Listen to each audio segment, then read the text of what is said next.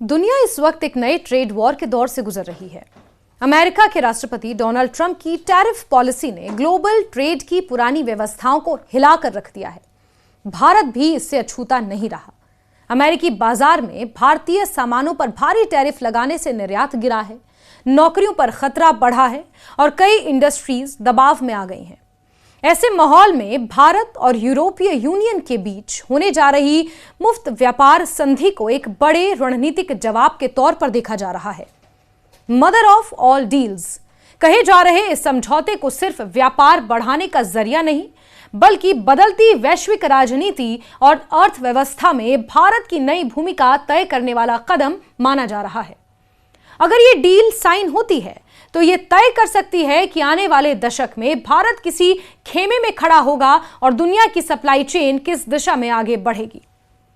यह सवाल इन दिनों भारत की आर्थिक और कूटनीतिक बहस के केंद्र में है कि क्या भारत ने डोनाल्ड ट्रंप के आक्रामक टैरिफ का कोई ठोस जवाब ढूंढ लिया है।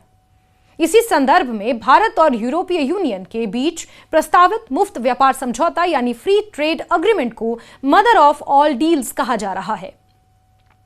भारत के वाणिज्य मंत्री पीयूष गोयल और यूरोपीय कमीशन की अध्यक्ष उर्सुला वॉन डेर लेयन दोनों ही इस समझौते को ऐतिहासिक मान रहे हैं।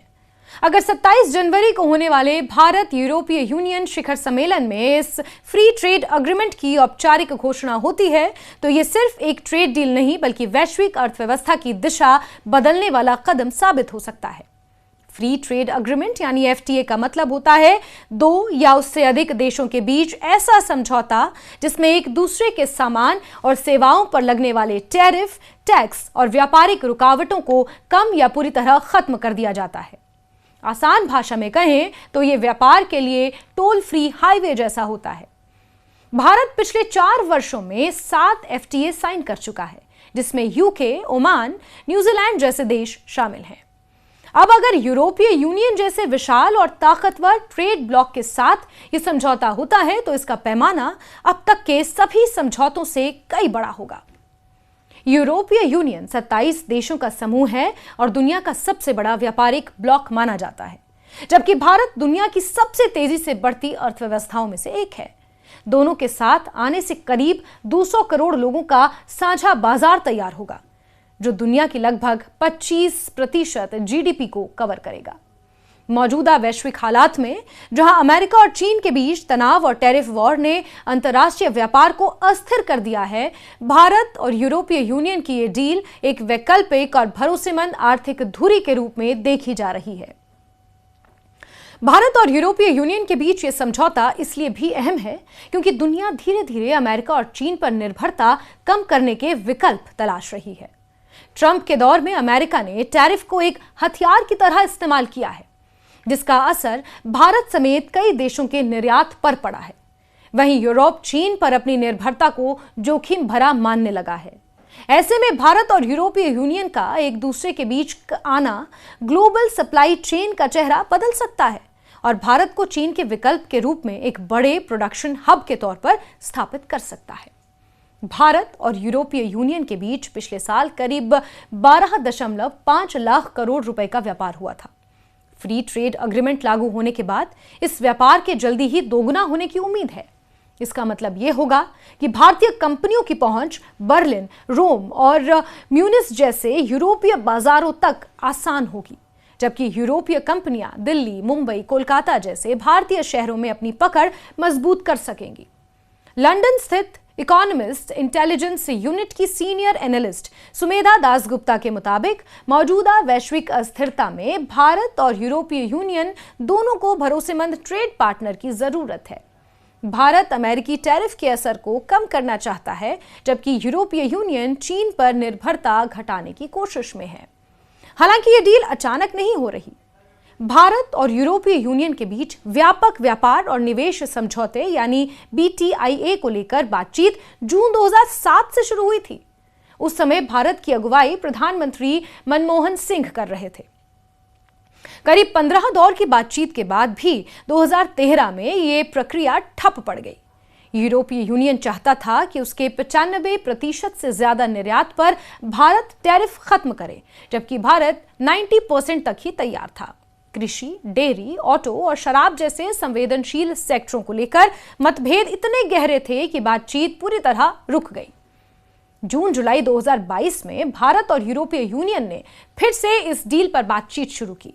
तब से अक्टूबर 2025 तक दोनों पक्षों के बीच 14 से ज्यादा बैठकें हो चुकी हैं। इन बैठकों में यह तय हुआ कि 90% से ज्यादा सामान पर टैरिफ को 5 से 10 साल में चरणबद्ध तरीके से खत्म किया जाएगा। कृषि, डेयरी, ऑटो और शराब जैसे सेक्टरों को शुरुआती दौर में काफी हद तक सुरक्षित रखा जाएगा।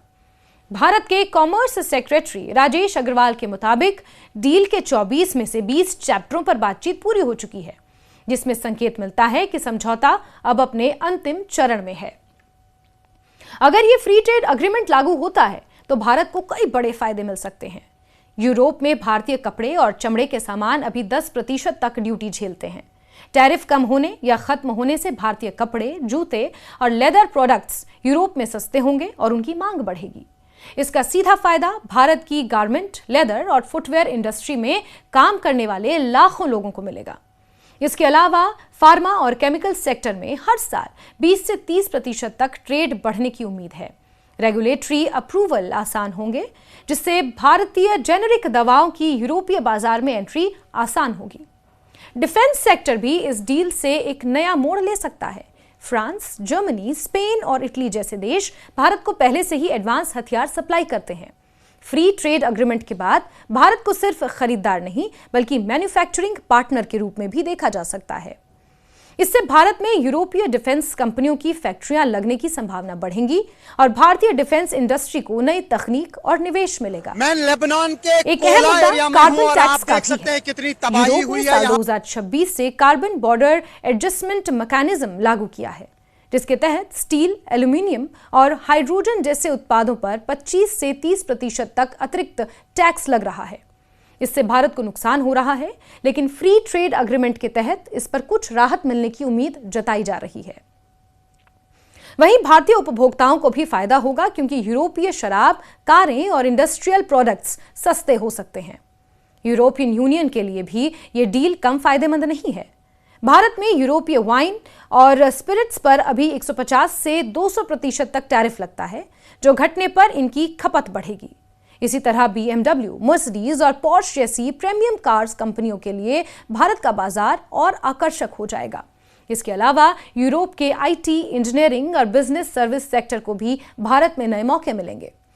सबसे बड़ा सवाल यही है कि क्या ये डील ट्रंप के टैरिफ का जवाब बन पाएगी। फिलहाल अमेरिका ने भारतीय सामानों पर 50% तक टैरिफ लगा रखा है, जिससे भारत के निर्यात पर गहरा असर पड़ा है।